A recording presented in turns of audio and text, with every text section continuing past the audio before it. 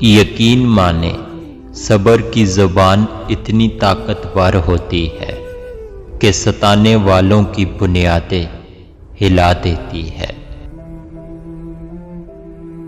एक हद तक दर्द सहने के बाद इंसान खामोश हो जाता है और फिर न किसी से शिकायत करता है और न किसी से उम्मीद रखता है।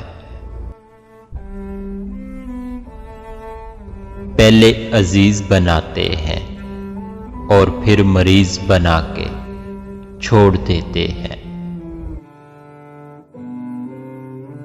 जो अपना कल नहीं बुला सकते वो कभी अपना कल नहीं बना सकते।